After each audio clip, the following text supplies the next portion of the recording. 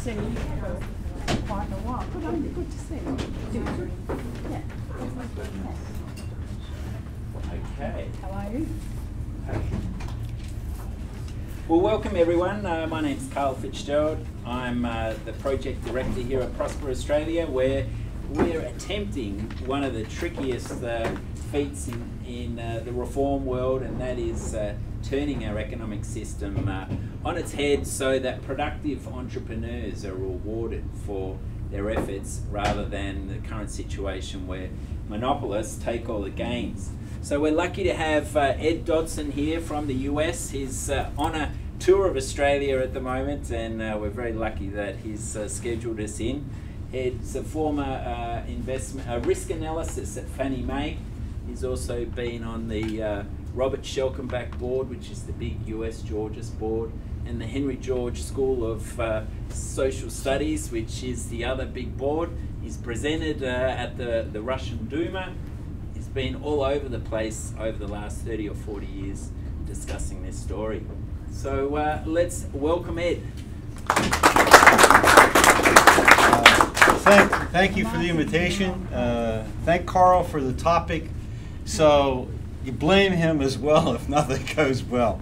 The way I usually give a presentation using PowerPoint, I ask for a volunteer from the audience to be a reader, because whenever there's quoted material up here, that would be great to have some participation. So if anyone is particularly good at reading and nice strong voice, feel free to volunteer your services during this presentation. The other thing is, I'd like it to be interactive. So if I say something that disturbs you, causes you to have some thought that you'd like to share or a question, you know. But when Carl gave me this topic, I thought about how I would approach it, and part of reforms. In terms of me a little bit more, I have initials in the back of my name, MLA. It just means Master of Liberal Arts. When you don't have a specialty in the university, you major in liberal arts. And so that's what my background is. But my professional life was in banking and real estate finance. And as Carl said, I spent 20 years working for the mortgage investment firm in the United States called Fannie Mae, which was 20 years of real interesting involvement in a very volatile economic period during the United States. Well, anyway, the start of this discussion really comes from John Locke. Is there anyone in here who's never read anything by John Locke? Okay, then I don't need to give you any background on Locke. Thoughtful people can and do disagree over the extent to which government ought to be authorized to intervene in the behavior of and between individuals. That is a pure Lockean perspective. The debate received intellectual depth from Locke, who sparked the debate that fundamental is in any society is the quest for justice, which leads us then to the issue in a real serious discussion of what is justice in any society. And to Locke, it had specific meanings. Do we possess natural rights? If so, what are our rights? Is natural law a just basis for positive law? Natural law, positive law, how do they relate? Or are natural laws merely descriptive rather than prescriptive or normative? Locke offered this view on that subject. A volunteer. This is the military. Whoever doesn't step back is the loser. The state of nature has a law. The state of nature has a law of nature to govern it, which obliges everyone, and reason, which is that law, teaches all mankind who will but consult it that, being all equal and independent, no one ought to harm another in his life, health, liberty, or possessions. And so we have issues to be defined. You know, what is life, health, liberty, or possessions? I mean, these are things that we're still trying to deal with, and it was one of the challenges that NeoGeorge took up in his own work, and that is trying to define some of these specific terms so that people understood what he was saying when he wrote about them.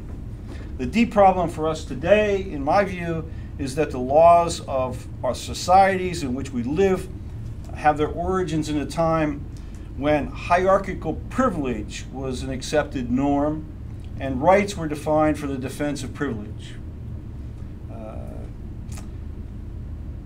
This is a perspective that prevents people from really being truly objective. Your position in society. If there was a philosopher named John Rawls in the United States who wrote on this issue, and he basically said, if we wanted to really create a new society, we should say to people, all right, we're going to form this society without anyone knowing what one's position would be in the society. And so you wouldn't know if you were going to be a peasant, if you're going to be a laborer, if you're going to be, you know, a financial person, whatever, you know, senior position in that hierarchy. And Rawls suggested that was a way that we might be able to get to justice. Bravely, Locke argued that as members of society, we have the moral authority, if not the practical means, to rise up against those who exercise what he called license in violation of our liberty. He wrote, Karl? The reasons why men enter into society is the preservation of their property. Whenever the legislators endeavour to take away and destroy the property of the people or to reduce them to slavery under arbitrary power, they put themselves into a state of war with the people, who are thereupon absolved from any further obedience. Yeah, this whole idea that, you know, voluntary association, that we enter in society voluntarily and then we choose the government that we wish to protect, to secure and protect our rights. Well, maybe if we're asking for privilege, we shouldn't be asking for it. If you have even a superficial knowledge of human history, you understand that few societies have escaped the problem of hierarchical privilege, the origins of which are to be found whenever groups settle in one place. They have to come up with rules. We're all dependent on the environment for our survival. So we have to have rules for allocation of that environment. Access to water, access to timber, access to whatever minerals we need, or the game in an area. So rules have to be determined for an equitable allocation of access to natural resources when we settle in one place. Fast forward to the 16th century, and our forefathers began to migrate in large numbers. Australia is certainly one of the places that we came to, and established these societies. There had to be rules, and whether those rules were just or not was going to determine the future of how people were going to live, prosper, survive, or be oppressed. In the emerging conflicts over territory and resources, the victors imposed their system of socio-political arrangements and institutions on vanquished survivors. These systems of law and even taxation encountered practical obstacles to enforcement, not the least of which in the United States and many other places was the vast unsettled area, unsettled that is by the newly arriving invaders. Lands beyond the established settlements. It became very difficult to enforce the rule of law in the frontier, where everyone in the United States, and I assume in Australia too, carried a weapon, felt that they had to use force sometimes to defend their life, their liberty, their property, and government would have to catch up later. An American historian named Frederick Jackson Turner, how many of you might be familiar with that name at all? One or two, okay. He was the historian who tried to analyze how the character of Americans was formed by their experience of the frontier. And so in the United States, we still have this myth of rugged individualism, of life on the frontier, the self-reliant person, where we had to rely on one another as a family, as a group, and we couldn't look to government to protect us.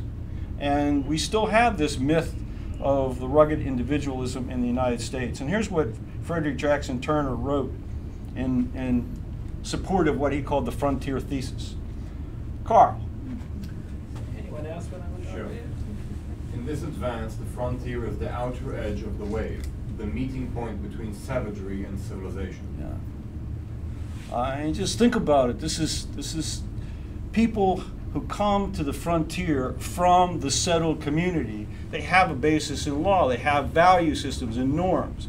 But are those value systems and norms going to be practical when you're living in what he called a state of savagery? A very difficult situation from a moral standpoint. The most significant thing about the American frontier is that it lies at the hither edge of free land. The stubborn American environment is there with its imperious summons to accept its conditions.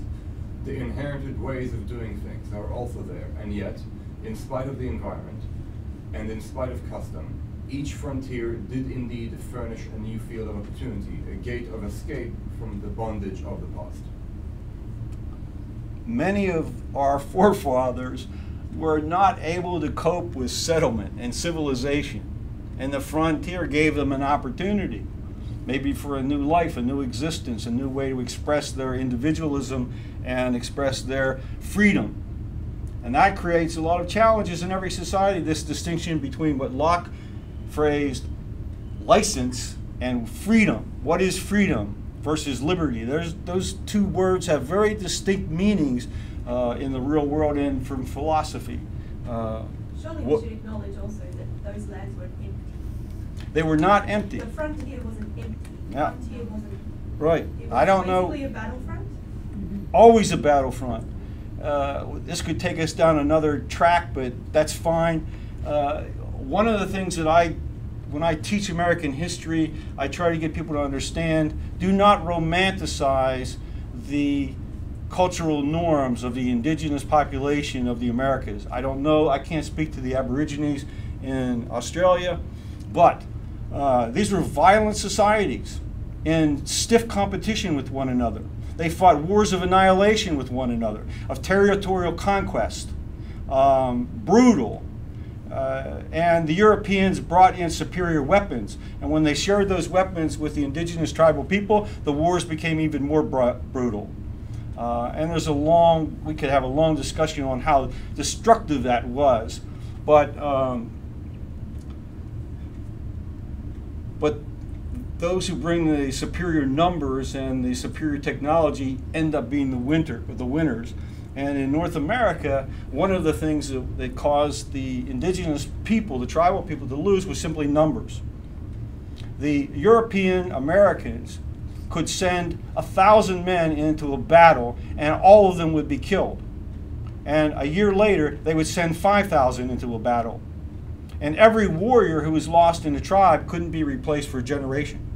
So it was just a battle of attrition, and the technology really destroyed the ability of the indigenous people in North America to fight that battle. So it's from centuries of frontier conflict and settlement that emerges this myth of rugged individualism, particularly in the United States, is pervasive in our politics. In the United States, the coasts, I don't know, maybe this is the same here, the coastal regions tend to be progressive, more liberal, and that term needs to be defined too. And then the middle of the country tends to have this memory of rugged individualism and look to the role of government as less essential to their everyday lives, more inflicting on their freedom. And so there's a different mentality towards what government does to or for people versus what is generally the case in the large cities on the coastal regions. But there's this question about the limits to freedom that has to be dealt with as a society, and if we don't accept those limits to freedom sort of by consensus, then we have problems with enforcing laws even when they're passed. And one of the major issues in the history of the United States, of course, is the ownership and control of land. What is the moral basis for the ownership and control of land? Is it right by conquest? Do you gain it by the right of discovery? What it was the moral basis? And we're still debating that very much, not just in the United States, but all around the world. Now, this was the state of a situation in which Henry George emerged as a profound observer and analyst of the human condition in the mid-19th century. And in 1868, in his first real published writing, an article titled "What the Railroad Will Bring Us," young Henry George had already come to understand what the future held for most people. And this is a photograph of San Francisco in the 1850s, and already it was developing into a fairly large city. Only a decade before, it was largely a small mining community, or at the edge of the mines. And here's what he observed. Increasing population and wealth past a certain point means simply an approximation to the condition of older countries. The eastern states in Europe. It is certain that the tendency of the new era, the more dense population and more thorough development of the wealth of the state, will be a reduction both of the rate of interest and the rate of wages, particularly the latter. And what he's referring to when he says the rate of interest, he's talking about the return to investment in capital. It's not talking about the interest that you earn by putting money into a bank. He's talking about, what the general rate of return is when you invest your resources and your energy and your labor in the creation of capital goods into companies and businesses, etc. And he continues. We will have to deal in time with all the social problems that are forcing themselves on older communities, like the riddle of a sphinx, which not to answer is death. With one of them, the labor question, rendered peculiarly complex by our proximity to Asia. Public spirit, public virtue, the high resolve of men and women who are capable of feeling the enthusiasm of humanity will be needed in the future more than ever. Now, what does that remind you of in the current world? He's dealing with immigration and assimilation and all of the complexities and the challenges it creates. In his day in San Francisco, when the railroads were being built, the United States brought in Chinese workers to do the work. And it was very complex because most of the people who came were young men and there were no families. So you take any population of young men, you throw them into a community, and generally you're going to have bad behavior. It was not a very, congenial situation, and the local people who lived there, they resented it. They wanted those workers to build the railroads and then go back home. Henry George himself was not too, in the early stages, not too compatible with. That's correct, and he was accused of being, somewhat racist in his attitudes, but his attitude wasn't against the Chinese people. He was forecasting that the country was not organized. The system of law and the system of institutions in the United States at the time was not compatible with large-scale immigration by groups that did not share the same cultural values. And he corresponded with John Stuart Mill on the issue in England. And Mill basically said to him, I agree with you. Under the conditions that exist in the United States, large-scale immigration is not a good idea. And earlier we were talking about it. And the attitude in the United States of immigrant groups has largely been this: let me in and close the door behind me. There's no equality of opportunity. It's a hell of a life that we live here, trying to survive in the United States. It's not the roads aren't paved with gold. It's a harsh living. People live in crowded tenements and slum conditions, and only way we can work our way up the ladder is if we don't have competition below us. And so we've had in the United States, and I think many other countries are now experiencing that pressure of the people at the bottom are being pressed even lower by competition from people who are willing to accept a lifestyle that's even lower than what those are experiencing. And it's a tough political situation. The solution NeoGeorge came to was deceptively simple. The public collection of the potential annual rental value of all locations, as well as those land-like assets with a fixed supply by nature. Let me read that again. And many of you, I guess, have heard this. It's just the way I phrase it. And that is the public collection of the potential annual rental value of all locations, as well as those land-like assets with the supply fixed by nature.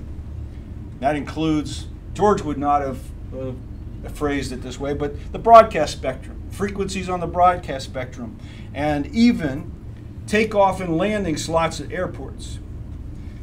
I think we could all agree that no two airplanes should ever occupy the same place at the same time.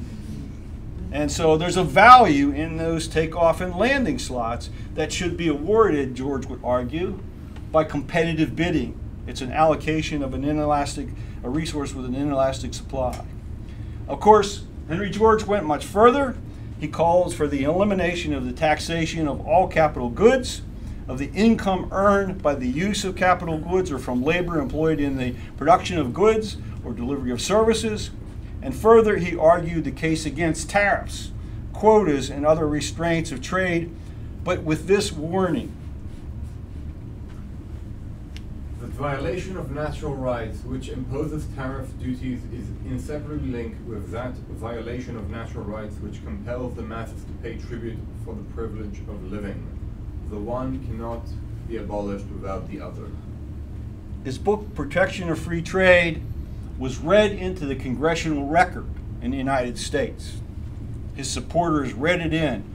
Not many people paid attention to his final warning at the back of the book. And he said, without solving the land problem, solving the trade problem is not going to result in the improvement of the life of most working people, because they're so connected.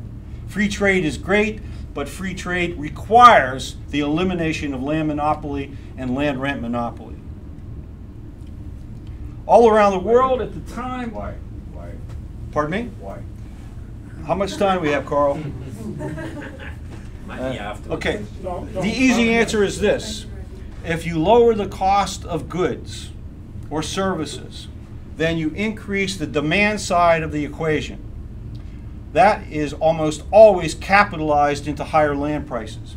For example, mortgage interest rates. You drop mortgage interest rates from 5% to 3%. All that means is potential home buyers can borrow a lot more money and carry a lot more debt. And so the market will capitalize that window of affordability into higher land prices, and now the benefit of the reduced interest rates disappears. And that's generally how it will happen over time in the economy.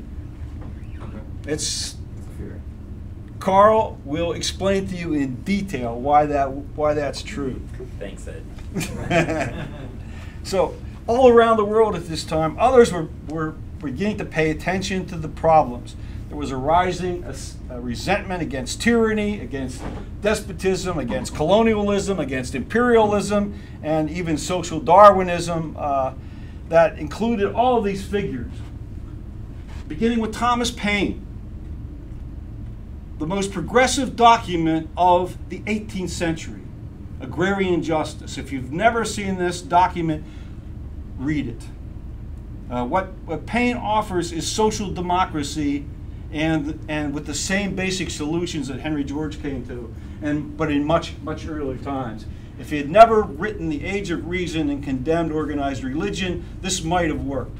Then you have, Pierre Proudhon, the Frenchman, advocating mutualism, and the others, various different types of socialism or mutualism, and then Abraham Lincoln entered this dialogue, and this is what he said about the economic system. Can you read that? Sure.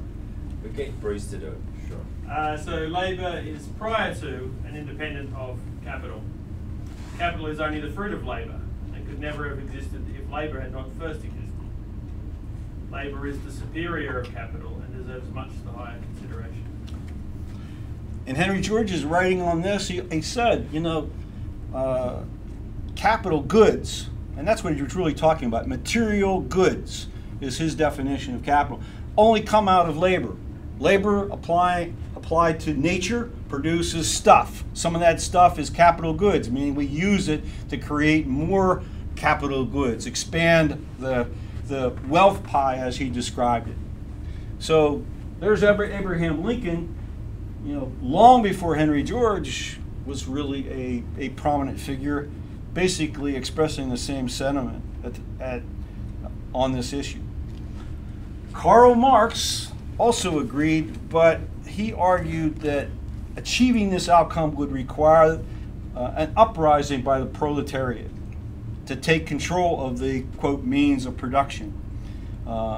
Yet, from Marx came a good deal of accurate observations. I added this because in the United States, to even mention Karl Marx until very recently was basically a mortal sin. It would be condemned from the pulpit, from wherever. So there aren't very many people that even when I was in graduate school had ever read Karl Marx. And they certainly wouldn't have admitted having his books in their library.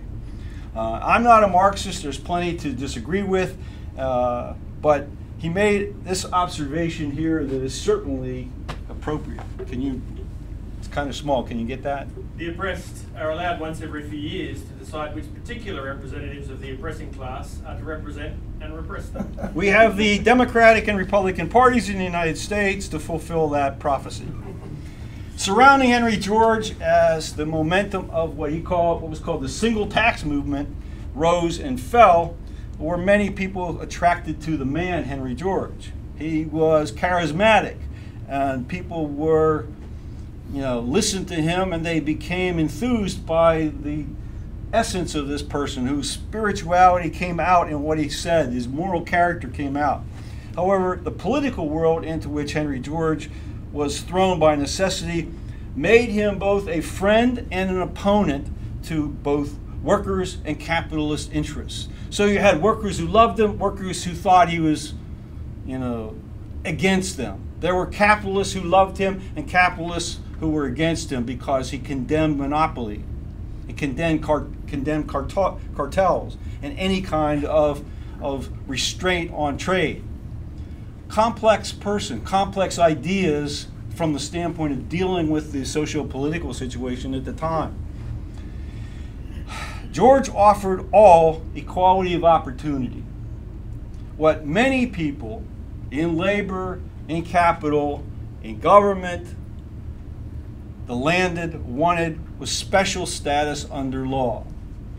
And George was against special status for everyone, for anyone.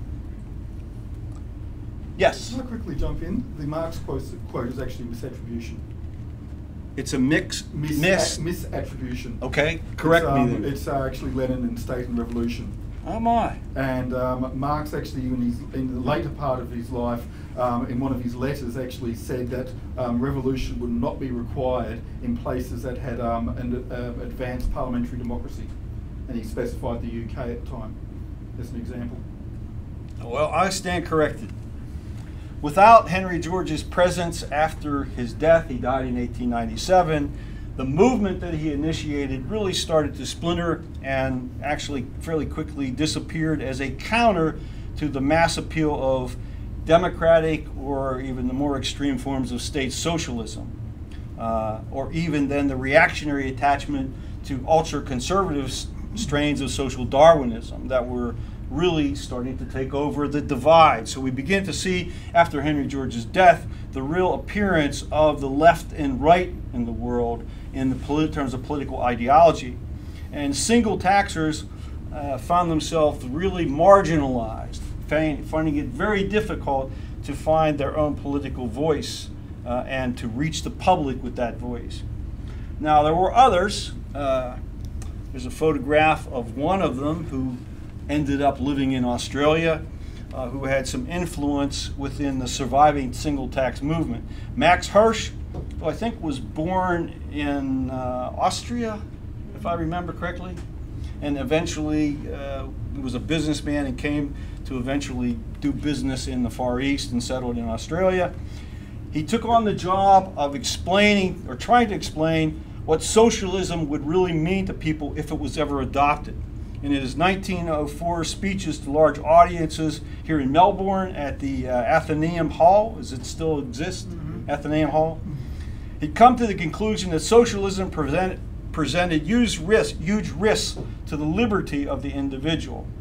And then there's this individual who was prominent in politics here in this part of the world.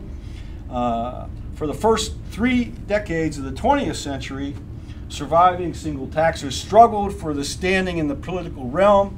By 1909, Henry George's work in Ireland had largely been forgotten. Irish leaders had began to really focus their energy on home rule and trying to get independence from Britain, and land reform and the issue of land to the tiller took a back seat to that effort for home rule. In Australia, at this time, Labour held power, and Ronald Donald, editor of the Daily Chronicle, in a letter to the movement's principal financier, a man named Joseph Fels. How many of you know that name? Okay. Joseph Fels was one of the brothers in a family in Philadelphia that owned the Fels Naphtha soap company. So his family fortune came from selling soap, and he spent probably, in today's dollars, probably $40 or $50 million trying to promote Henry George's ideas and the single tax in many ways.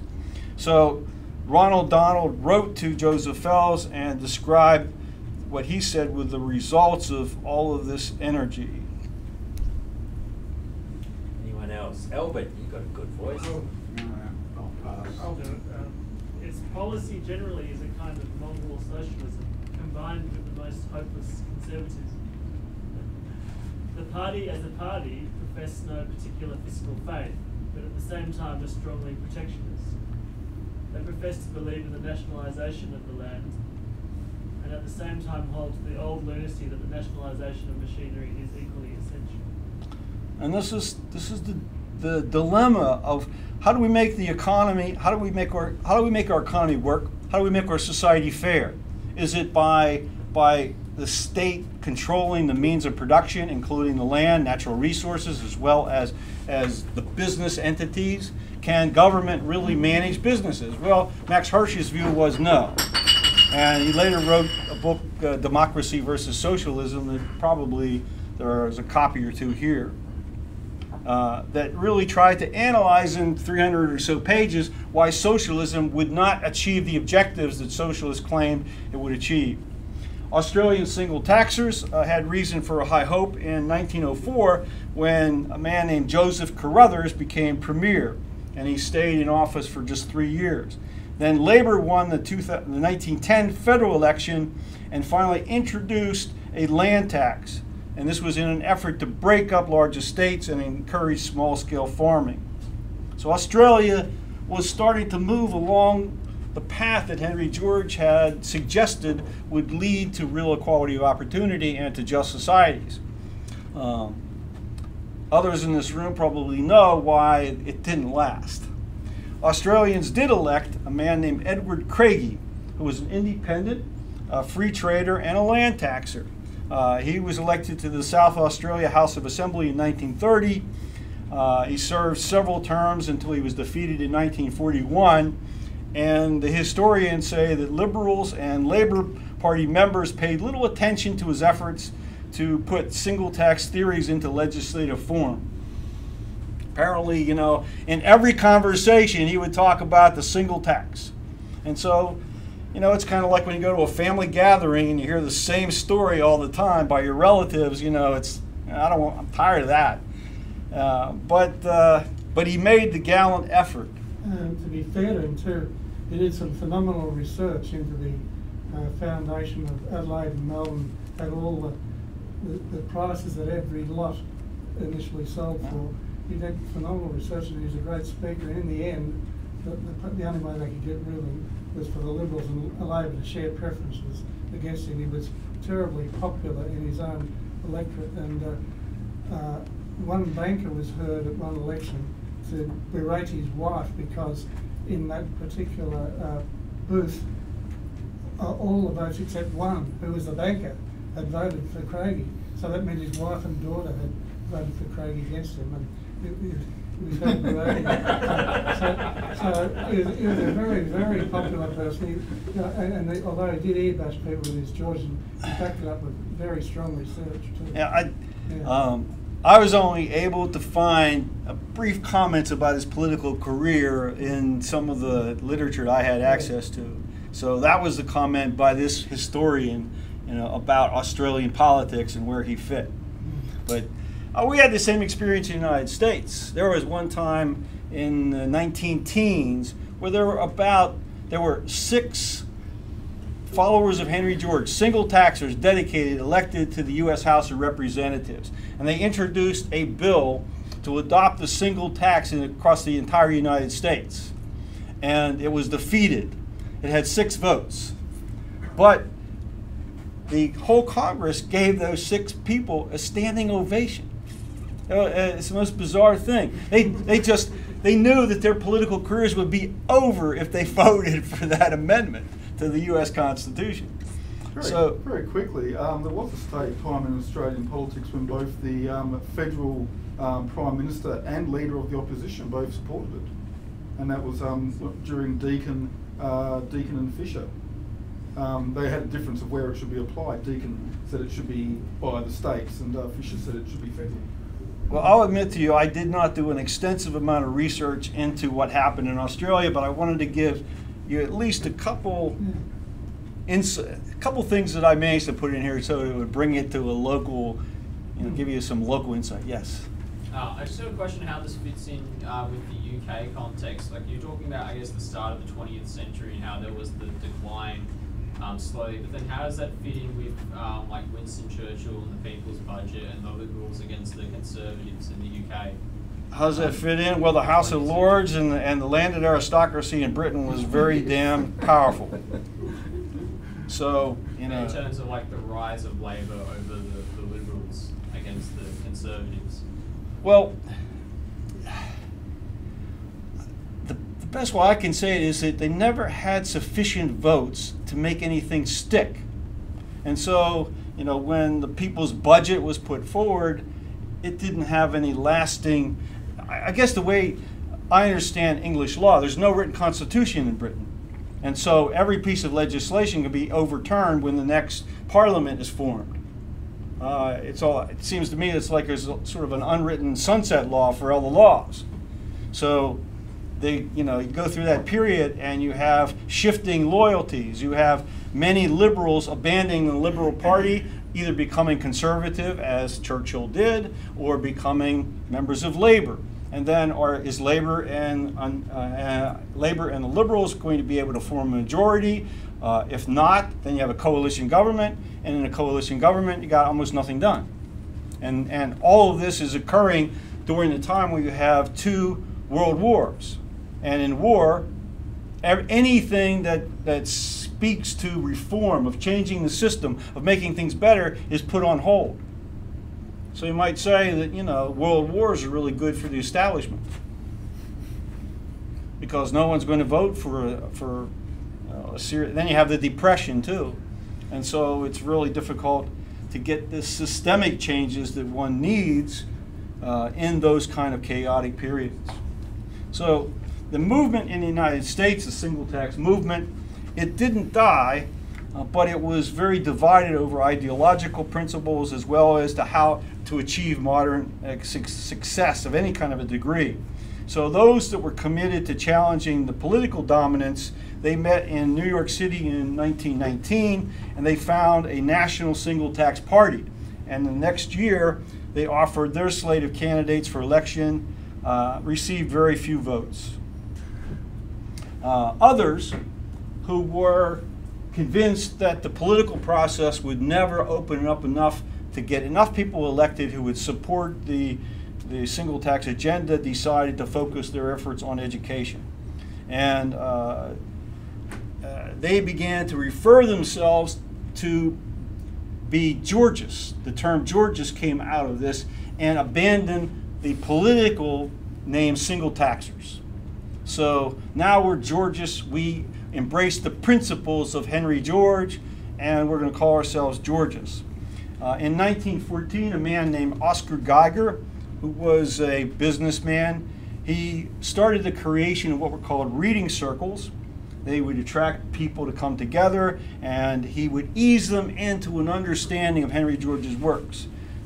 They would start doing little readings, and then he would bring them up to more complex, and finally at the end he would give them Progress and Poverty to study. They figured if he could get past these little pamphlets and maybe Social Problems, which is a much easier reading, that at the end they'd probably be able to read Progress and Poverty and not be totally just, baffled by it, by the whole message. So it took until 1932 in New York for Oscar Geiger's vision to result in the creation of the first Henry George School of Social Science in New York. And this is where the story starts to get interesting in terms of the philosophy. So the school found a pretty good, receptive, and growing audience within the remnants of what we would call the classical liberals. In England, this is John Bright and somebody help me out with the other name. Cobden, Richard Cobden. They were the classical liberals in the 19th century in Britain. And they believed in free trade. They had a belief in sort of opening up society to less state domination in government, etc. And they sort of were a precursor to Henry George. And in the United States, there were a couple men who led the classical liberals in this era. One was an Englishman who came and migrated to the United States during the First World War. His name was Francis Nielsen. He had been an MP. He was a pacifist, and when the First World War started, he had a lot of contacts in the military and the government, and he basically wrote a book that said this war was started by greedy people trying to make a lot of money out of the sacrifices of other people. And it was a book called How Diplomats Make War. And it was published anonymously, but as Britain became involved in the First World War, he resigned from Parliament, left the United Kingdom, came to the United States, and went on a long lecture tour against the First World War. Of course, when the United States entered the war, he was then forbidden from making any additional speeches because the Woodrow Wilson administration would have put him in jail. And so Francis Nielsen combined with another individualist writer named Albert J. Nock. Nock was a dedicated single taxer, and he became a Georgist after he had a friendly relationship with this fellow named Frank Chartres Roth. And Chartres Roth had come across Henry George's ideas many years earlier, and he became the editor of a Georgist publication called Land and Freedom. That was a successor to an earlier publication called the Single Tax Review. So notice, Single Tax Review, changed it to Land and Freedom, much more philosophical in its title, and Chartres Roth challenged the Georgists to take responsibility for the survival of what was a dying movement. And he viewed this as a philosophical challenge. We have to change the thinking in the minds of people. We can't just talk about taxation, changing the tax system.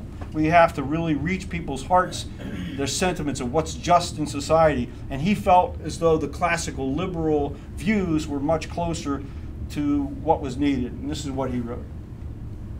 The task is yours. It is not a question of what are we going to do about it, but what am I going to do about it. The problem is an individual one, and its solution is directly dependent upon and in exact ratio to the effort and ability of everyone who has acquired a knowledge of Henry George to spread this knowledge. Do not wait for somebody else. Do not waste your time in praying for a leader. Progress and Poverty is your guide. Henry George is your inspiration. and you are the disciple on whom the mantle has fallen. Go forth into the highways and the byways and teach the gospel of Yeah. Stop complaining, waiting for Jesus to come back. Get out there and do it. And Chartres Roth was a good speaker and a very good teacher, and he had a lot of followers. Well, 2 years later, the trustees at the NeoGeorge School decided to appoint him the director of the school in New York and to take this leadership role. Well, they didn't fully understand Chartres Roth, and he was a dedicated anti-communist. He was anti-union. He was very much an individualist. And he saw the Georgist philosophy as the only credible response that there was. In 1938, this is before he was appointed, or right after he was appointed the director of the school, in the Freeman, he wrote this. Democracy, this is the ideal to hold up to youth, but a real democracy, not one identical with the laissez-faire doctrine of the last century, the doctrine of robbery within the law made by the robbers. Rather the democracy of a fair field and no favour, economic democracy. And that statement comes from NeoGeorge's writing, when the full French term, laissez-faire, is laissez-faire, laissez-aller, laissez-passer, and that comes out of the physiocrats. And it didn't mean just let business do whatever it wants. It meant clear the way and then let things alone, or in NeoGeorge's terms, create a fair field with no favors. Let's get rid of privilege. If we get rid of privilege, then each person can blossom. Each person can reach his or her potential. And right now that's being prevented because there's so much privilege under our systems of law and our systems of how we raise public revenue. Chartres Roth. Just a quick Yeah. question. Yeah. So many people who wouldn't be familiar with NeoGeorge would be familiar with the term of laissez-faire. Yes. It's a very common, it's one of those concepts you can hang a hat on. So, but what that message that you seem to be emphasising there is some work to be done in advance before you get the fair field. Yep. Right. So Yep. that's something that. And this is consistent with Adam Smith. It's amazing that conservatives who talk about Adam Smith never read it. Read Adam Smith and what Adam Smith says is the role of government. The role of government is to prevent monopolies and privilege, to create a level playing field, and then the economy, the invisible hand, will work its magic. Brian? Yeah, I'd just endorse that. Those people that study, even the Adam Smith Institutes often won't acknowledge that he said that. J.S. Mill, Adam Smith, David Ricardo, and others all said you've got to tax away the rents for the markets to work. And this is forgotten by everyone, virtually everyone. You've got to tax away economic rents, the unearned incomes. And this is the whole point, you've got banks creating unearned incomes, and that's put in the same bag as... I don't get to my question. Is there another concept, a very simple term that you could introduce to cover the proactive, constructive work? Well, remember the title of my talk? We're going to get to that from my perspective. So maybe I'm here on a recruiting mission to change your thinking a little bit. Well, this is a period of intense conflict intellectually and from an ideological standpoint in the world, and particularly in the United States. The Depression in the United States created a situation where it was likely in many people's minds that there would be a revolution. And that revolution would be modeled on what happened in Russia. There are many, many far left groups, fascist groups arising, and so, the establishment led by Franklin Roosevelt said, we better do something. We better do something to soften the deep deprivation that exists in this country, or we are going to have an upheaval that will be much worse. And Franklin Roosevelt was able to convince many of the most privileged people in the United States that they had to do something. Well, as we know, pretty much, it was only the buildup of military capability in the late 1930s and even as the Second World War starts that ends the Depression. The New Deal in the United States, historians are still battling over how beneficial it was from the economic standpoint. There was a recession in 1937, 1938, and it was not even recovering until we started in the United States to produce war goods for Britain. Chartres Roth was a pacifist. He opposed the involvement of the United States in any foreign war, and when the war started, he didn't stop writing against the war. And the trustees at the Henry George School in New York got pretty scared because you could not say anything that was not patriotic and without attracting the attention of the government. I mean, there are plenty of stories, I don't have them verified, that the FBI actually showed up at the Henry George School in New York to find out if this was a subversive organization, you know, planning to overthrow the government. So Chartres Roth moves on. He leaves, and for the next 25 years, his writing started to focus less and less on what Henry George had written and taught, and more on individualism. And so this is where the story, at least in the United States, gets very interesting. There is a battle for the hearts and minds of people over this individualist view versus a much more interventionist view, a socialist view, whether or not that's a Fabian socialist view or a Christian socialist view, but it's a leftist view, and anything that speaks of a leftist position in the United States is going to find increasing difficulty finding support. And slowly but surely, as the Second World War comes to an end, there is a growing right-wing movement. And it's a complex movement. It's not just radical right-wing, but it's part of this individualist remnant that occurs. And they're getting intellectual force. One of the philosophers of the right that's talking about this is Franz Oppenheimer. Oppenheimer was a professor of economics and sociology in Germany. He came to the United States in 1938 to escape the fascist regime in Germany.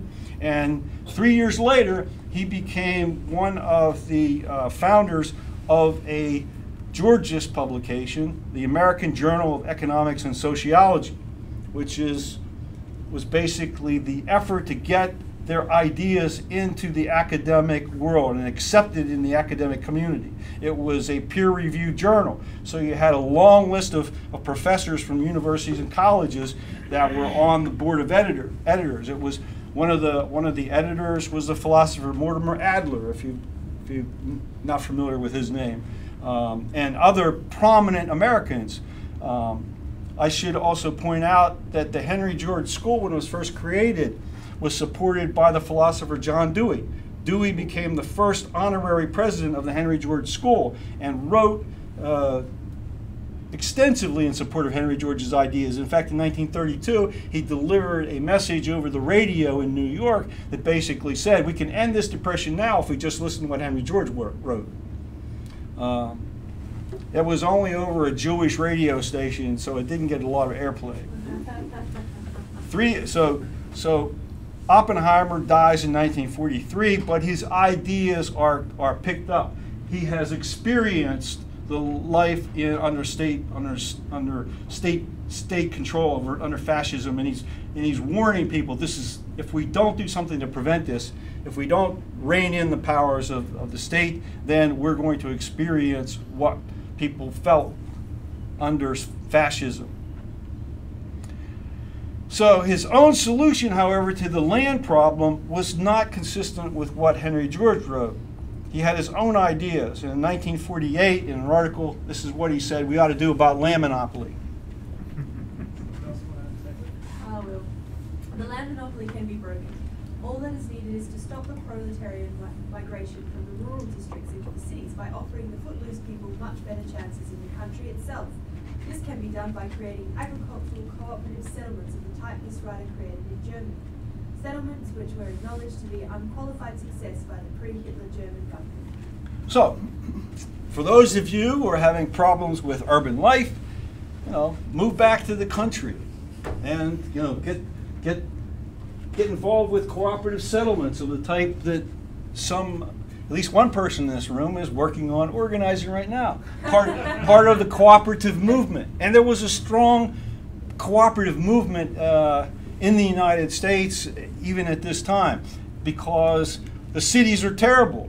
They're polluted, they're dirty, there's bad housing. And so some philosophers are saying we have to go back to the rural areas. We have to form these new societies based on a much closer relationship to the land. And some people did move back. There was one supporter, one philosopher who was a Georgist, but sort of a neo-Georgist, and that's another term that comes up in this progression of ideas. We start out with single taxers, they become Georgists, and then there are people who don't quite agree with everything that Henry George argues and start to put neo in front of their, I'm a Georgist, but I'm really a neo-Georgist. Henry George was not their prophet. He was someone who should be respected for his intellectual contributions, but there are plenty of other people to be respected as well.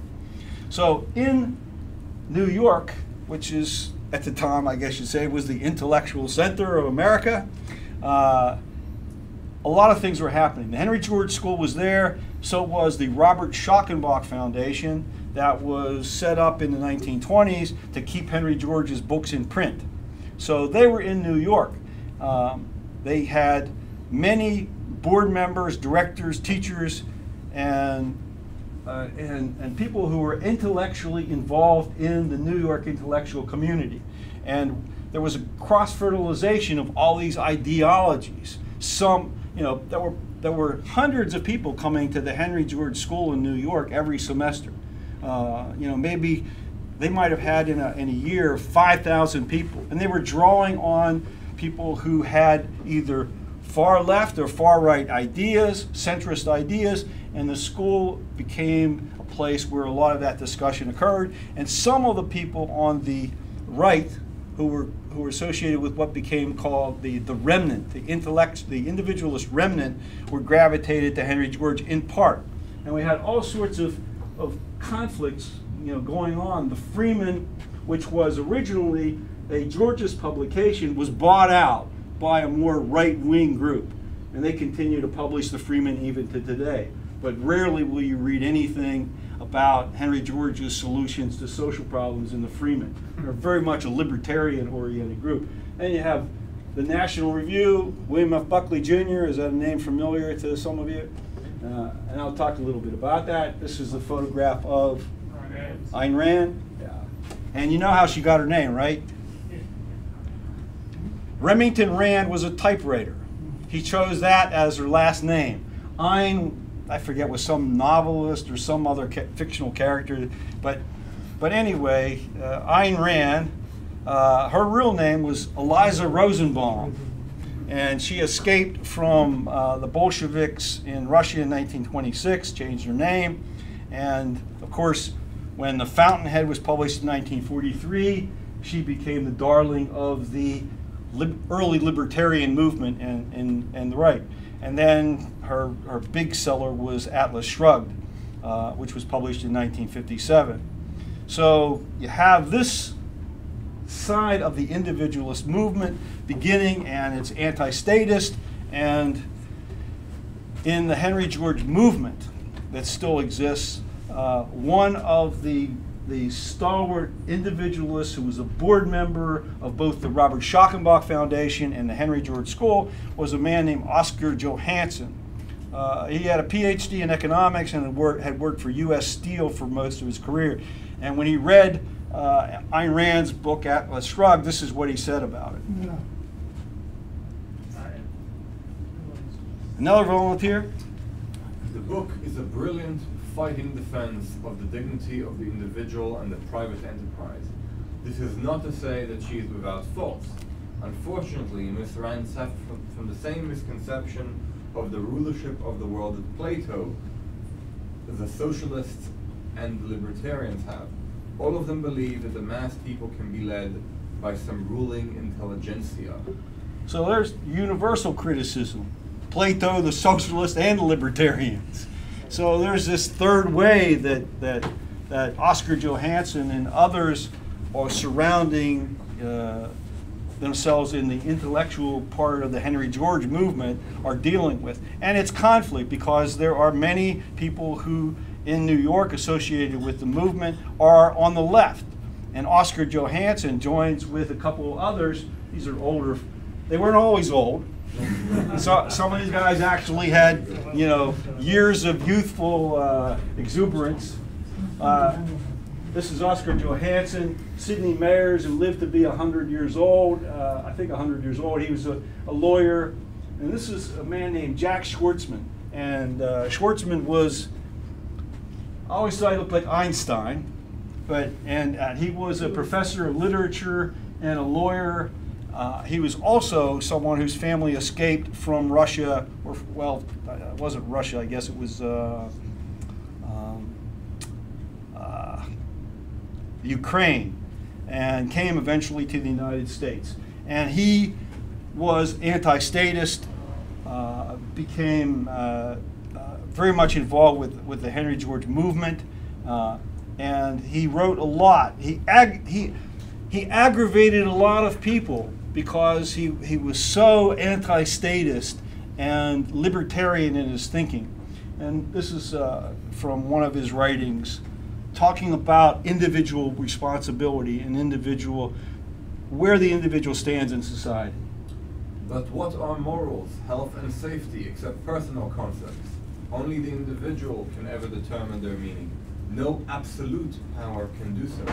Does it mean, therefore, that there are no absolutes in the universe?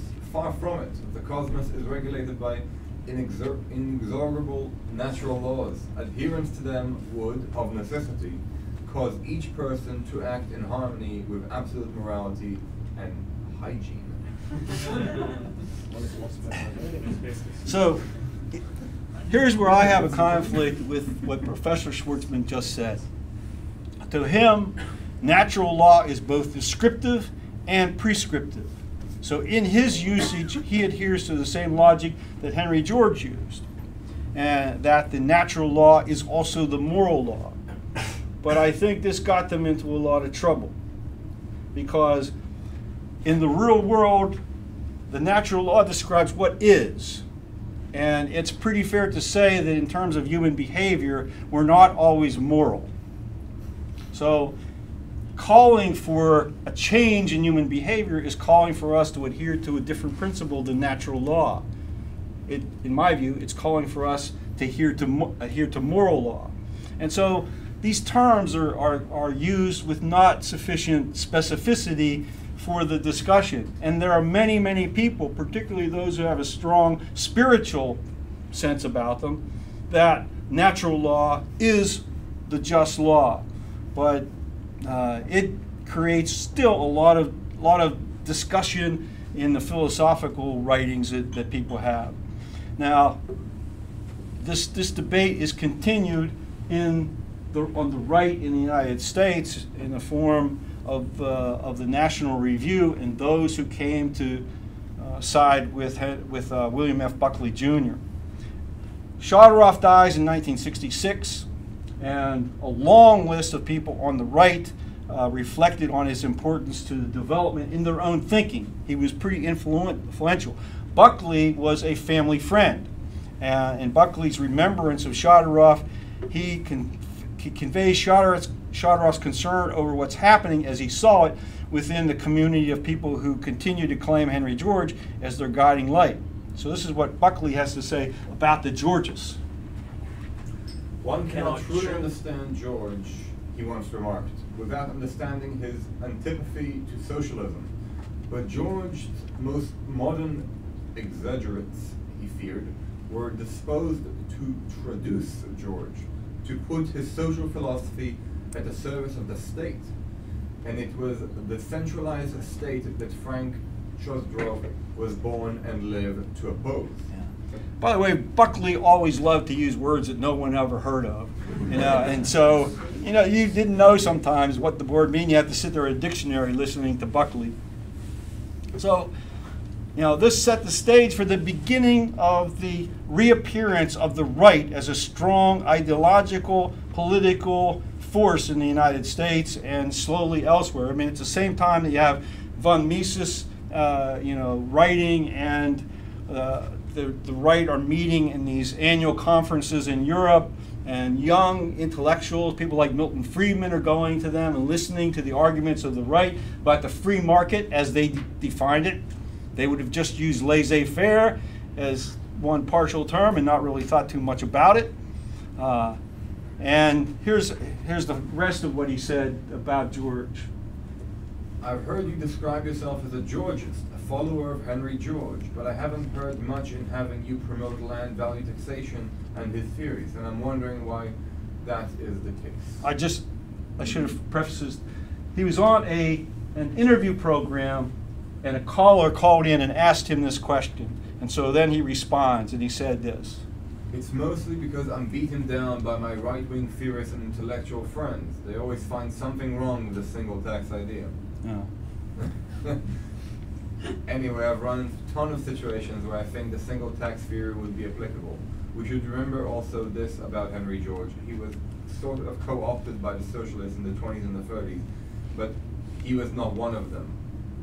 He was not one at all. Alfred J. Knox's books on him makes that plain. Plus, also, he believes in only that tax. He believes in zero income tax. So this appeals to people on the intellectual right. Let's get rid of the income tax. Now, not enough of them understood that what George was saying is that we should tax privilege. Many people who enjoy privilege would rather pay no taxes at all and still have their privilege in place. Now, you browse through the various George's publications during the period of anti-communism, and what one finds are many views expressed that are anti-statist, individualist Georgists really embraced this sentiment that came out of Benjamin Franklin. Those who would give up essential liberty to purchase a little temporary safety deserve neither liberty nor safety. And that's like the banner of the intellectual right. Have you read Benjamin Franklin's works on taxation? Oh yeah. Okay. But we tend to pick and choose what we want to say. So this is just an expression of what a lot of the attitude was. I mean, you're talking about, this is the period of Keynesian economics and demand management and fine-tuning the economy. And the economists are telling us we're never going to have another recession. Just put the economy in our hands. Let us deal with, whatever fiscal policy adjustments we need. Let us have control over monetary policy and trust us, and the future will be bright. Ed, on that note, yes. I have bright pizza. Why don't I stop and you hand them out? Get it. Look around and yeah. Or should I keep going? Keep going. Okay. But just to go back a step, yep. It seems to me that although Georgism is arranged, they sort of almost the libertarians almost traduced George by saying we don't need government, because George himself saw a role for government. Oh, sure. Yeah. Read Social Problems and you see that Henry George had no. My reading of Henry George, that's basically said, is he said, whenever there's a natural monopoly, we need to control that natural monopoly or eliminate it if possible. But that doesn't mean that things should be constantly in a state of not changing. So we have a world today, for example, where the grid may disappear. And so, do utilities need to be, have a monopoly license? Now we have, solar farms and wind farms. So the world has changed. So laws ought to change, and maybe what we thought was good to have in the public domain should be transferred to the private domain. What we thought should be in the private domain maybe somehow needs to be transferred to the public domain. So I think George was very philosophically and intellectually flexible on where those changes would occur. So getting back to the story of how this is evolving in terms of within the Georgist movement. Can I just make a Lloyd? suggestion? Yeah.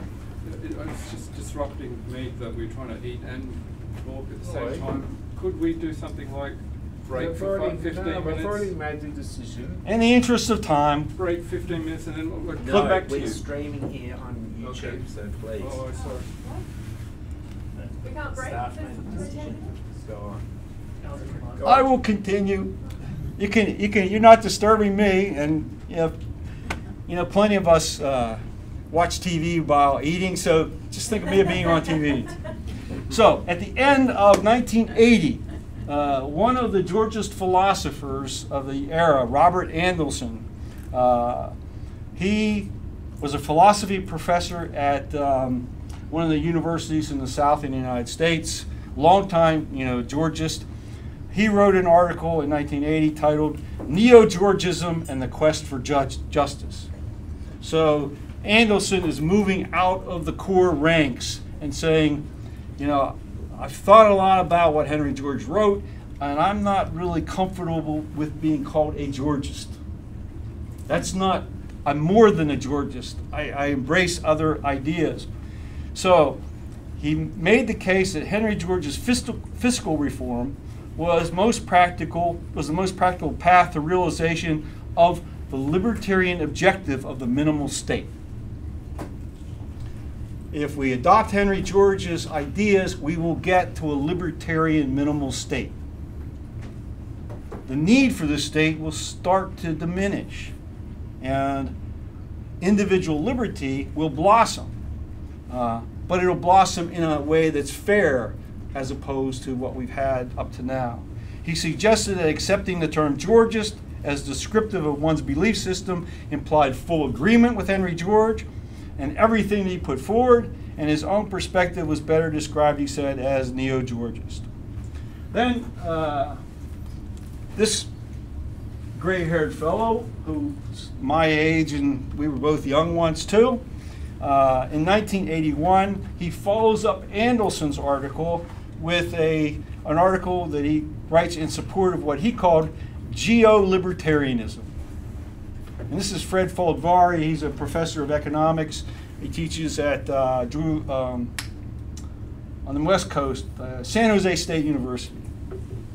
But he's a libertarian, and at the time, he was a member of the California Libertarian Party. He ran for office on the Libertarian Party platform, spouting Henry George to other libertarians. And another neo-Georgist that we know, some of us know here, a guy from Pittsburgh named Dan Sullivan, who was a member of the Libertarian Party. He wrote a major article in the Libertarian press saying, "Are you a real or a royal libertarian?" Which caused a lot of flack, because he said most libertarians are asking for privilege, and they're actually supporting coercion, which is antithetical to the libertarian philosophy. And it took until just this year to get him. He's invited back to do another talk at the Libertarian Convention.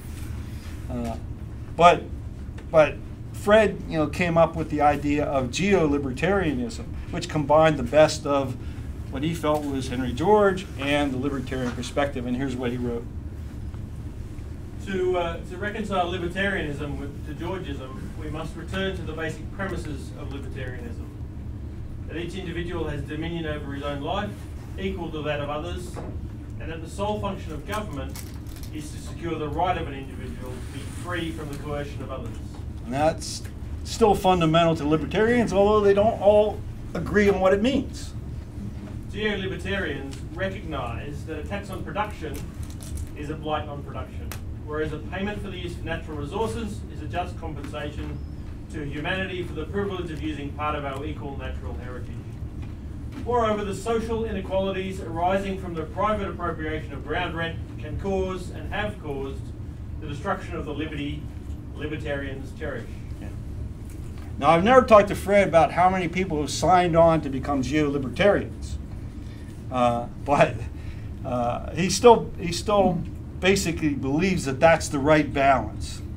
Now, for what it's worth on that score, Ed, I don't count myself as a libertarian, but on Twitter, there's definitely a lot of libertarians now going to the Geo-Libertarian site and asking questions, you know. So I think they're getting used to the Dan Sullivan argument. Yeah, it's, I mean, it's in the 1950s and early 1960s, the rise of libertarian thought was still defensive, because the whole country, the attitude of people in the United States was, we had a depression and it was caused by the fact that markets don't work.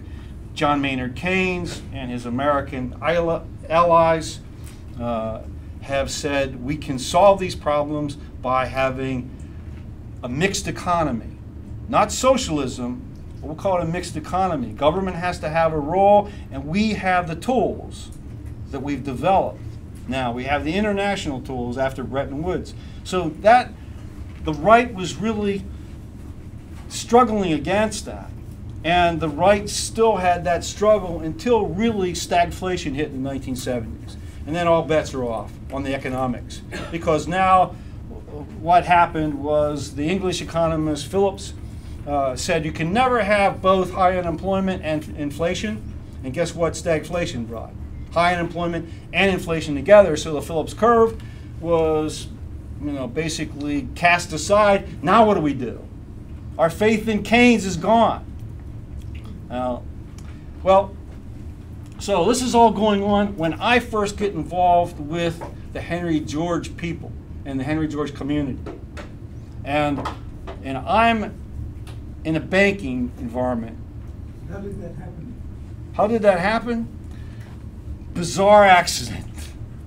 You know, and, well, we'll talk about that, Neil. It'll take too long to answer that. But a city planner can, you know, turn me on to Henry George's ideas with a mountain of paper about this thick after I attended a conference on land use planning. But anyway, I started to get involved with the remnant Georgists. And I see, you know, some are on the right, some are on the left, some don't have a clue. And I'm at the time, I'm in the banking sector, I'm working on market analysis and that kind of thing, and my guru at the time was Milton Friedman.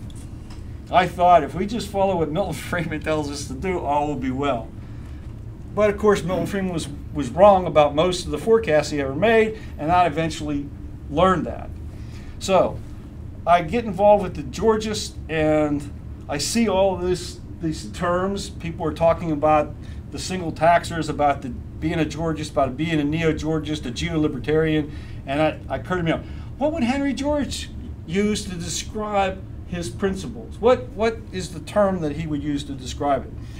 In the summer of 1988, I attended the annual conference of the Council of Georgist Organizations. And this was held at a university in Atlanta. And one of the presenters was this fellow, Paul Gaston, who was a professor of history at the University of Virginia, and he had just written this book about his grandfather's role in the creation of a utopian community in Alabama called Fairhope. And Fairhope was organized by some eclectic people who believed in Henry George and a whole lot of other stuff. They were free thinkers, free lovers. It was an interesting group of people that came largely from Ohio, bought this land with money that Joseph Fels, the soap manufacturer, put up to help buy. And Fels put up a lot of money to help start utopian communities. Here in Britain as well. I mean, here in Australia and in Britain. I don't know how much money he spent, but it was quite a bit. So Paul Gaston's topic was the history and the founding of Fairhope, Alabama, and here's what he said at the conference. E.B. Gaston came to what he called cooperative individualism out of his original advocacy of a Bellamy-like socialist colony and his subsequent experience with the Populist Party. He was searching for that elusive balance between unfettered individualism, which he regarded as the great curse of his time, and excessive community control. And I immediately came to the conclusion that that's exactly how Henry George would have described what he was trying to achieve. Society's built on this principle of cooperative individualism. How do we have the maximum individual liberty living within a cooperative societal framework? And so I abandoned all of the other names. I was not going to call myself a Georgist, a NeoGeorgist, a Geo-libertarian, a single taxer. From that point on, I became a cooperative individualist. And so I had to figure out, what does this mean? If I'm going to try to explain why cooperative individualism is important, I should come to terms with its principles. And so I started I was teaching courses at the time at the Henry George School, and so I put together a course in which I had people, just like you around this room, debate and examine the ideas that Henry George had presented in his books from a philosophical perspective. And slowly but surely I tried to come up with the set of principles that would result in a society based on cooperative individualism. So I'm ending here with these 5 or 6 slides of what cooperative individualism means, at least what I think it means to me. That all persons share the same species-specific characteristics and have a similar need for the goods, i.e. adequate food, clothing, shelter, nurturing medical care, education, leisure, culture, and civic involvement for a decent human existence. Now, this actually comes from Mortimer J. Adler, who if that name is not familiar to you, just Google it and you'll find. He wrote a tremendous book in the 70s called The Common Sense of Politics. And it should be required reading for all high school students and college freshmen in terms of the role of the individual and government in society. It's a really fantastic book, but this is what he said basically. We cannot necessarily define a just society, but we know, it's like pornography, know when we see it. If you live in a society where all people have adequate food, clothing, shelter, nurturing, medical care, education, leisure, culture, and the time to be involved in civic affairs, you're in a pretty just society. I mean, those are the basic requirements he started with. That we join together in society to enhance our ability to acquire such goods and for our mutual benefit and enjoyment. That the source of the material goods necessary for our survival is the earth, equal access to which is the birthright of all persons and is the full enjoyment of what individuals produce therefrom. That liberty is the basis for moral human behaviour, inherent in which is the constraint that such behaviour in no way infringes on the liberty of others. Straight out of Locke. That human behaviour falls outside the realm of liberty and within the realm of criminal licence when such behaviour violates the liberty of others. Also Locke. That the orderly functioning of society requires the granting to individuals of licenses that distribute privileges not enjoyed by others. To the extent such licenses come to have exchange value in the marketplace, this value is acknowledged to be societally created. Justice requires, therefore, that society collect this value as a fund for equal distribution to all members of society and or for the social expenditures democratically agreed upon. And that a society is just the extent to which liberty is fully realised, equality of opportunity prevails, criminal licence is appropriately penalised, the full exchange value of economic licences is collected for distribution and or societal use, and the wealth produced by one's individual labour, directly or indirectly, with the assistance of capital goods, is protected as one's naturally rightful property and not subject to taxation or other forms of confiscation. And so I end with a quote from Martin Luther King Jr. about the United States of America. This country has socialism for the rich, rugged individualism for the poor. Thank you. Thanks.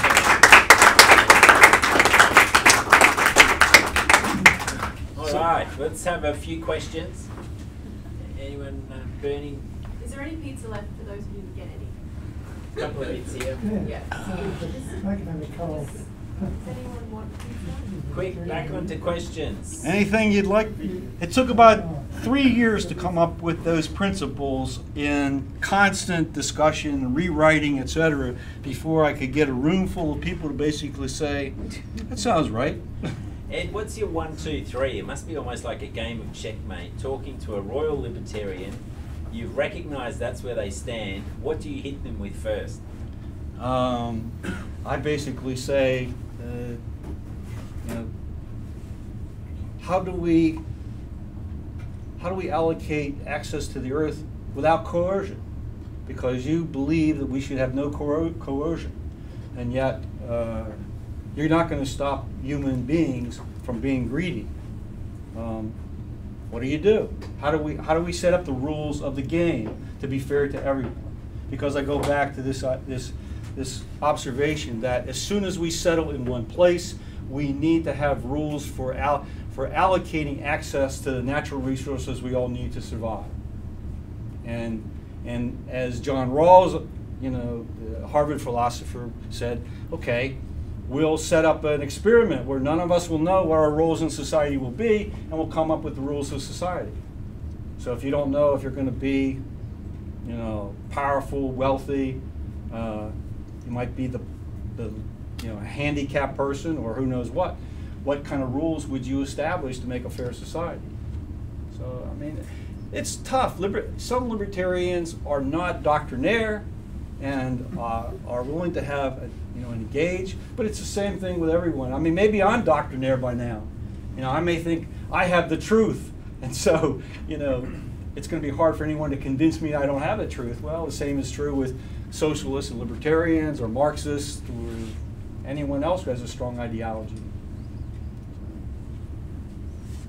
All I can do is the best I can to offer ideas. Could I, just an observation, it seems that there's the course of life is such that there are people who would like to opt in to that system and those that don't. And if you took communism as a pure form, it probably provides a lot of that in its pure form, but ultimately by history it becomes corrupted. I don't necessarily agree that communism provides it in its pure form. I think, look, my reading of Marx basically was we can only get to communism through state socialism, and my question is, okay, we might eventually get to this point where human beings no longer have this instinct to be monopolistic, but how many millions of years will it take for that to happen?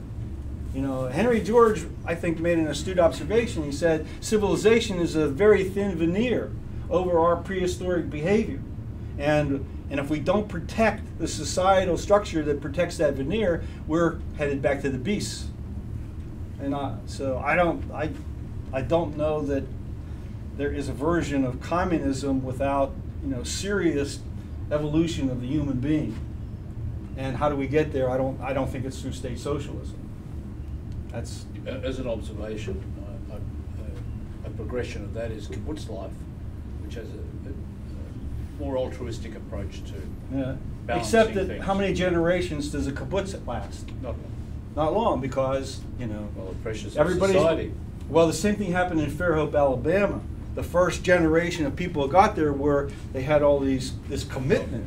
You know, the second generation wanted a little bit more material well-being. The third generation said, "What is this thing about a land trust we live in?"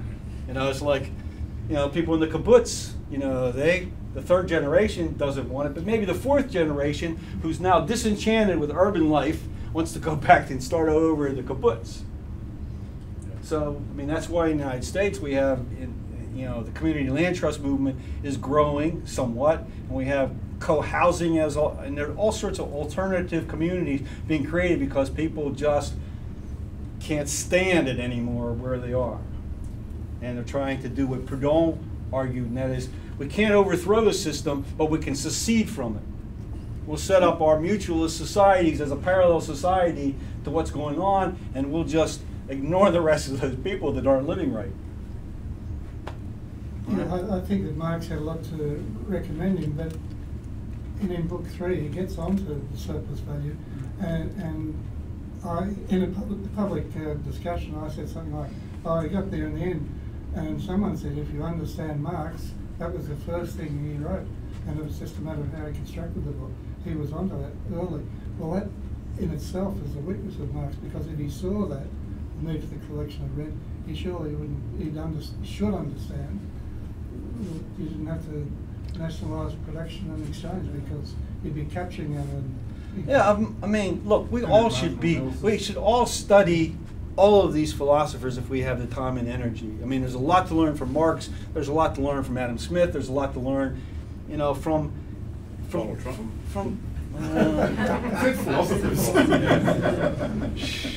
I wish you hadn't brought that up. I thought just to liven things up. Yes. So I come from a policy background, not philosophy, and you know, I'm working in public policy. I study public policy, and none of this stuff seems helpful. You know, all these ideologies, all these labels, all these categories that seem rather vague to me. You know, you're saying all of these people, you should study all these philosophers because they're very helpful. How are they actually helpful? Well, we all live in multiple worlds. I mean, I worked in the financial sector in the United States for 40 years. And you think I was talking about NeoGeorge and Karl Marx every day? No. No, I mean, like, how are they helpful in terms of like making decisions? Here's a basic example. In local councils, derive rates from sites rather than capital improved values. You will improve your local area. How can you provide public policy if you don't understand economics? Don't get me wrong. Studied economics, don't get me wrong. Yeah. But well, in practice, you've got most of your barriers set up for you. You've got your consultation process, you've got your minister, you've got the law. Here's one analogy that I would make, and that is the criticism of law as a profession. And I don't know if it's true here, but in the United States, major criticism of law schools is that they don't teach people the moral basis for the law. Why do the laws exist? They teach lawyers how to present in court, how to file the right papers and process, but in large part not the origins of law, going back to common law and you know, case law. Why do we have these laws? And they all have moral origins in a code of behavior that people felt was the appropriate code of behavior toward one another in commercial transactions and in other kinds of relations. So you have the same problem, the criticism of people who got an MBA for many years. No ethics course was taught getting a degree, an MBA degree. And so what do you end up with? You end up with MBAs that are crunching the numbers for corporations without any concern for the moral consequences of the decisions that are made. And what I'm hearing from here is that although you're in public policy, you're squeezed by a legal and political framework. I think everyone is. So you can't even try to put forward. I mean, I could, like, if I'm writing a brief to the minister, I could say, oh, you know, have you considered these ideas? Yeah. But, you know, for that I'll need a whole bunch of evidence and a whole bunch of empirical work. The Ken Henry Review for Australia's taxation system, which gives you a lot of information about what is the most effective means of taxation. And, well, they actually came to a conclusion about that one too. Sure. And that's, you know, that's got a lot of evidence. Emily? Yeah, I just want to come to Rush to Rous's defence, because one of the things that we've been talking about a lot, particularly around the change from site value to capital improved value, is this concept of justice, right? So you gave a number of definitions that we could lean on for what a just society looks like. But the argument that we're making about site value or capital improved value for the wonks in the room, capacity to pay beneficiaries pays. Both of these things appeal. So the capacity to pay argument is like, do you earn enough money to contribute to society through the tax system? Or are you somebody who no longer works, is sitting on a gold mine in terms of a 4-bedroom house in the Cube, but doesn't want to sell because she's quite close to the grandchildren? She's a beneficiary of a number of, rental increases. How do you balance these perceptions of justice? I would argue that having a strong set of principles that are reasoned and based on moral values helps with public policy analysis and decisions. So, for example, I mean, I'm not a purist. I believe that if NeoGeorge's basic proposal was put into place, we would not need to tax anyone at all. That the public collection of rents from all its sources would pay for government. That's the not purist then. That is, but it's a purist standpoint. But I also write heavily in favor of a progressive income tax, because at the higher levels of income, most of that income is derived by speculation and passive investment, and by the tax code that gives capital gains a greater reward than working for a living. So we need a transitional way to get to, you know, what's the saying? The perfect is the enemy of the good. Well, we do need some, in my view, we need transitional measures to get us to a point where we can begin to move more closer to the vision that NeoGeorge offered us if we had adopted in the 1890s what he put forward. I guess the point I was trying to make, and thank you for your response, is that justice actually looks quite different at different scales. You know, at the scale of your community, it can look quite different to when you zoom out and see a macro situation. And a lot of the time, George's remedies are about that macro picture. We can see how it will trickle down and how it will work. But at the micro level, the level of the neighborhood, that's not always clear. So I guess I would like to interrogate that, like really interrogate that in terms of... That's why I think it's important to design an implementation that acknowledges all those facts. You don't want to implement land value taxation. You have the little old lady that's lived in her house for 50 years and is on the pension kicked out. You implement it so that that does not happen. And at the same time, she gets the benefits of introducing land value taxation because the milk's cheaper. Well, everything else is it's more than one way to skin the cat. I mean, in the United States, we use the term circuit breaker. I don't know if that's a term you use in public policy here. But there's a real easy, and we've talked about it, easiest circuit breaker to prevent displacement is to say to someone, okay, your tax obligation is this, but you can apply for a partial exemption that we will allow a portion of your obligation to accrue as a lien against the property to be paid to the community at the time of resale or when the property is transferred by inheritance. And that seems to be a fairly fair way, an equitable way to defer the tax burden if they don't have the income until it's either sold or they die. Yeah. It's an obvious thing, isn't it? And it seems obvious, that's but just one element of a good implementation. There's a number of things you can do to make it more politically saleable. Yeah. And but you have to be careful what those measures are, because in the development community, at least in the United States, the big demand is for abatements. We will build if you give us a 10-year abatement. And what does that do when you start to look at it? It enriches the landowners, because now the developer can charge more for every condominium unit constructed, because the monthly escrow that the buyer pays, puts in for real estate taxes is maybe 10% of what the market tax bill should be. And then at the end of 10 years, the buyer who's paid $1,000 a year in real estate taxes instead of 15, their income has to increase over that period of time sufficient to now be able to pay the full tax bill on that property, or it's flipped. And we see that all the time in the United States. Build something that only lasts 10 years. Well, our abatements, every city comes up with its different program. The local government decides, and right now, well, the whole world's competing for Amazon, right? You know, everybody wants Amazon's headquarters, their second headquarters. So it's like the states compete with each other for tax abatements and giveaways. The cities compete with each other. In Philadelphia, a downtown location that was extremely valuable was declared a distressed area so that the governor could give the big cable TV corporation Comcast a tax abatement on their skyscraper that they built their headquarters in downtown Philadelphia.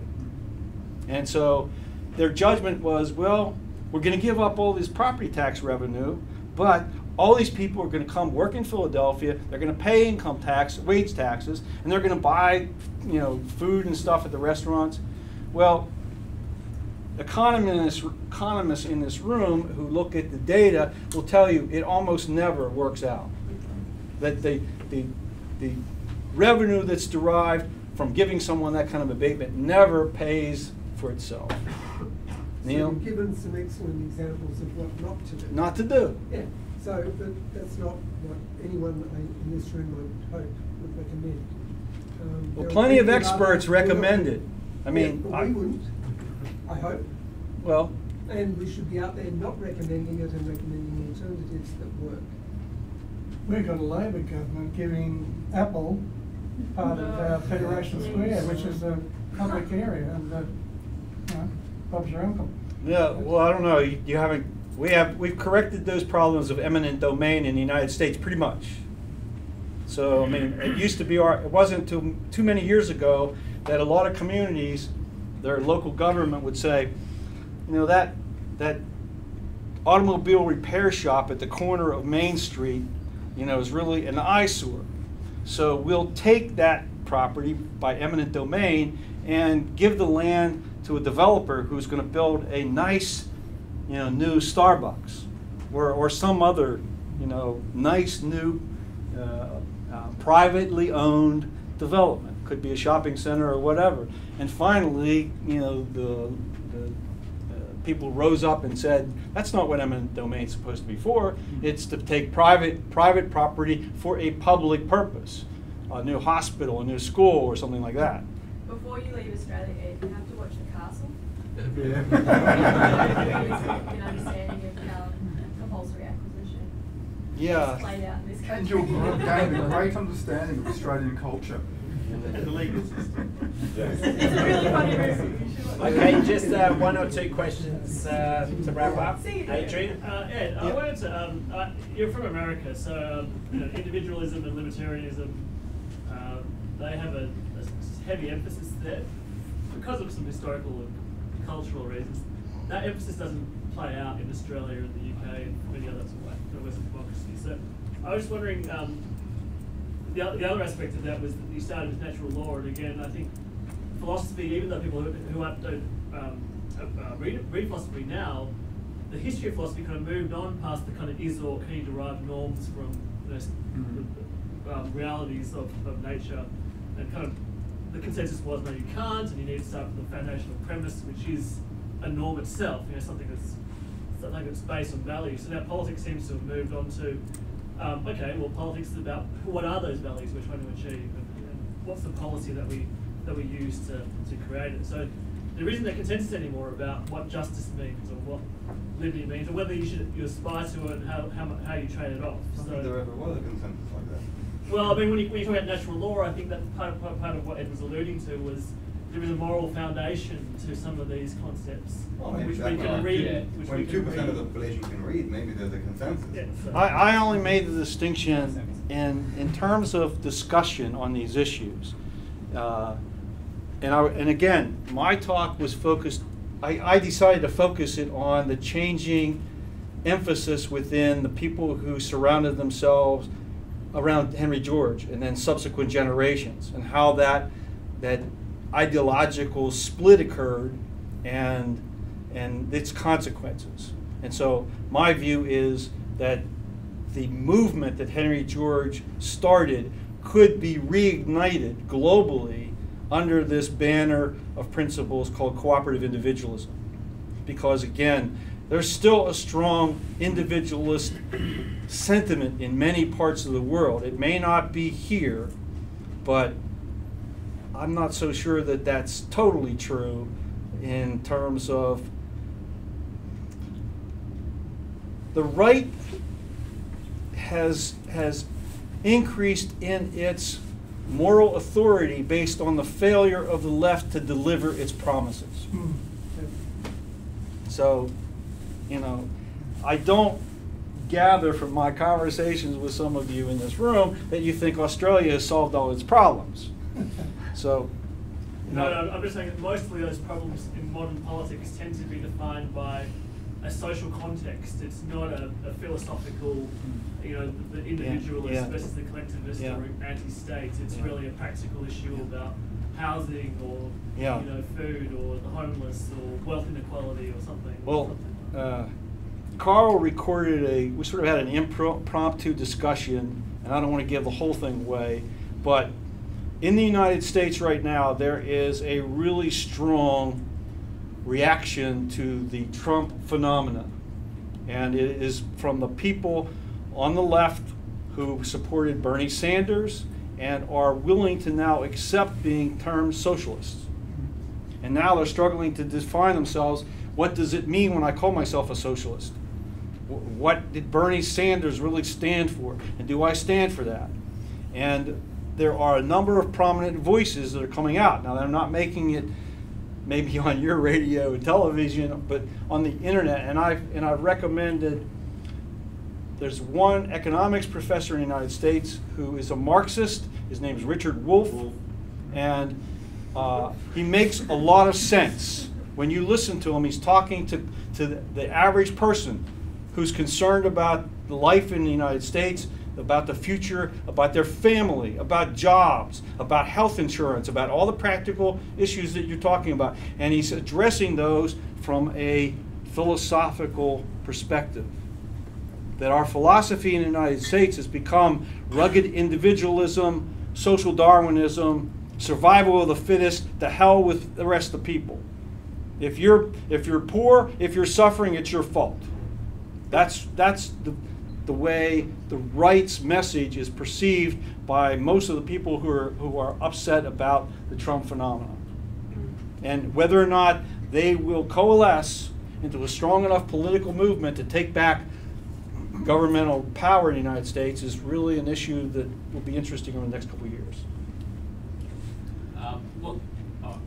Sorry. Two questions left. That's 8 o'clock. Yep. Like, to be fair, your talk, I guess, was sort of like on a history of ideological splits within, I guess, the development of Georgism and so on, Geo-libertarianism. But I guess on that sort of theme, do you think that the movement has been held back by being too ideological and not pragmatic enough? For your second talk. Okay, I'll answer this way. I don't think the Georgist movement had a snowball's chance in hell of succeeding. And Henry George was too optimistic that he had done a lot to set the stage for its success. But he did not realize the power of the opposition. And so I think we're almost, from a macro level, we're starting over, trying to find a new path. This is my small, tiny effort to try to find that path. That doesn't mean that in my hometown and in Philadelphia, I don't talk to my local politicians about why it's a good idea to move to a land-based property tax. And I don't talk about the moral arguments. I talk about job creation. I talk about, efficiency, et cetera, et cetera. So, whatever your constituency is, the message is often different. Yeah. I mean, last year I was invited to give a talk to a group of Catholic activists. I'm agnostic. I didn't know what I would say to them because I challenged their moral beliefs as being insincere.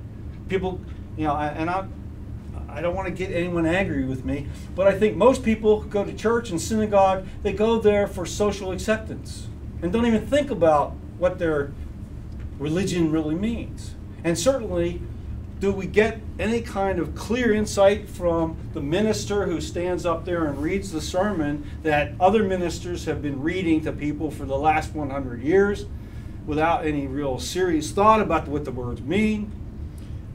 So it's hard for me, and there are a lot of people in the United States who are evangelical Protestants and believe every word that was written thousands of years ago by who knows who.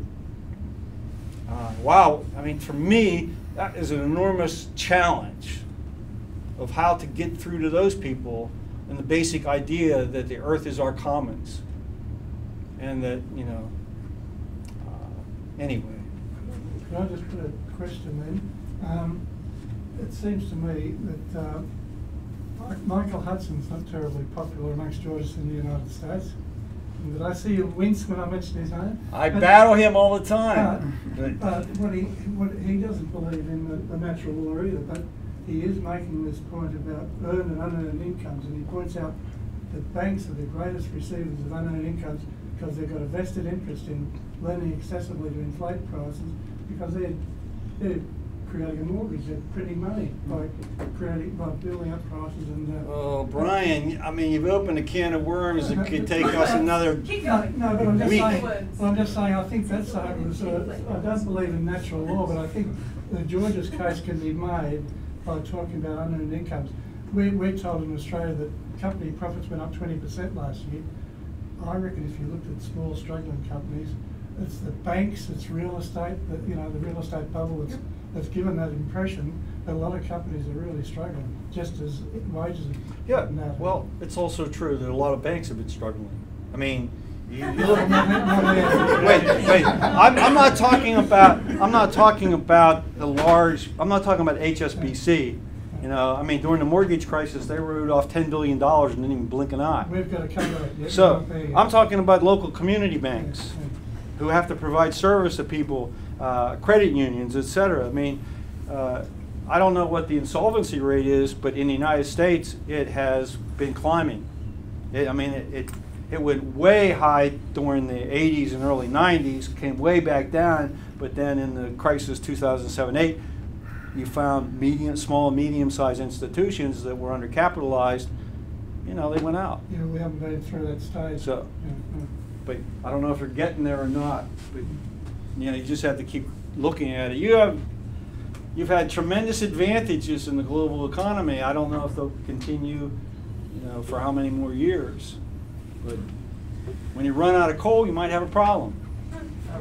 Well, thank you, Ed. As one of the movements, the leading historian and archivist with his incredible website, Collective Cooperative Individualism. I knew I'd You say can that. become a member if you want. It doesn't cost anything.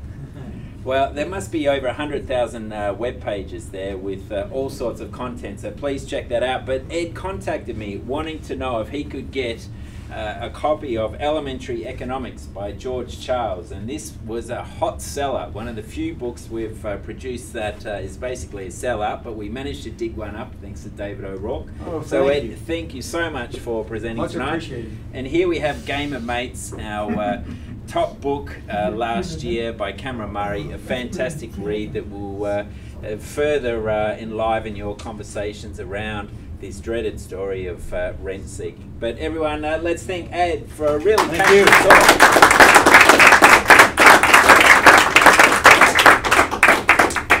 And please join us for